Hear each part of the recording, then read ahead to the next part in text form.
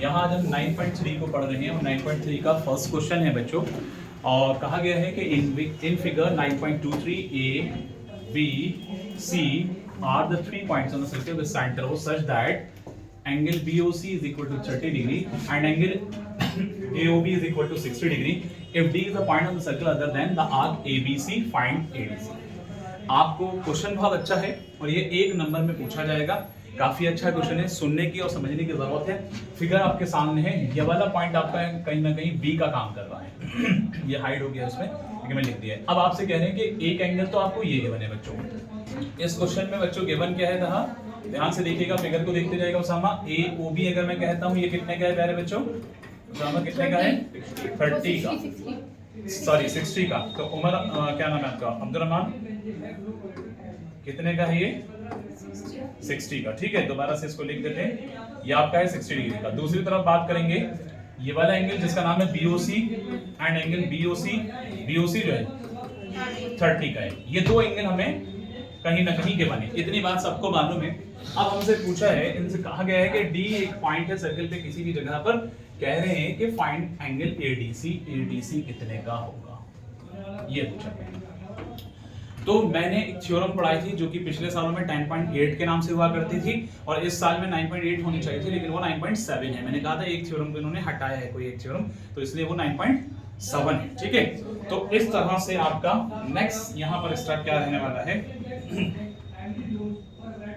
मैं बात कर रहा था कि इसके अंदर हमें फाइंड क्या करना है मेरे बच्चों, फाइंड करना है एंगल ADC, ये फाइंड करना है। अब थ्योरम ये कहती है, जो 9.7 थ्योरम है, कि एंगल अगर सबटेंड हो रहा है उस आर्क में और उस आर्क के जरिए से, तो उस सर्कल के अंदर किसी भी जगह पर अगर दूसरा एंगल जो बन रहा है वो सेंटर पे बनने वाले एंगल का हाफ होगा, या वो बनने वाला एंगल सेंटर के एंगल का, मतलब सेंटर वाला एंगल जो होगा वो डबल होगा। इस तरह हम कह सकते हैं। मेरा कहना ये है कि अगर मैं इस पूरे एंगल को मिला दूं तो ये सेंटर का एक एंगल हो जाएगा जिसका नाम है AOC। तो इसके सोल्यूशन में सबसे पहले 10 में हम इसी बात को लाएंगे यहाँ पर। तो देखें, सबसे पहले हम जानते हैं एंगल AOB प्लस, और दूसरा मेरा है एंगल BOC। अगर मैं दोनों को प्लस करता हूं मुझे मिलता है एंगल AOC। तो इस हिसाब से हमारे पास एंगल AOC की जो वैल्यू आएगी बच्चों, इसको मैं रीअरेंज करूं, इसको आगे लिख देता हूं। और AOB की वैल्यू कितनी थी? 30, 60, और BOC की कितनी थी? 30। तो दोनों मिलाकर कितना हो जाएगा बच्चों? 90 डिग्री। अब सेंटर पे बनने वाला एंगल जब 90 का है तो जाहिर है कि यहाँ जो बन रहा है एंगल, क्योंकि इसी सेम आर्क से एंगल बन रहा था, तो इसका मतलब यह है कि ये वाला एंगल कितना होगा? इसका हाफ होगा। एंगल ADC हाफ होगा ना। तो यहाँ पर हम कहेंगे बाई थ्योरम न्यू बुक के अकॉर्डिंग 9.7 है। बाई थ्योरम 9.7 स्टेटमेंट आप लोग सेल्फ लिखेंगे सारे बच्चे।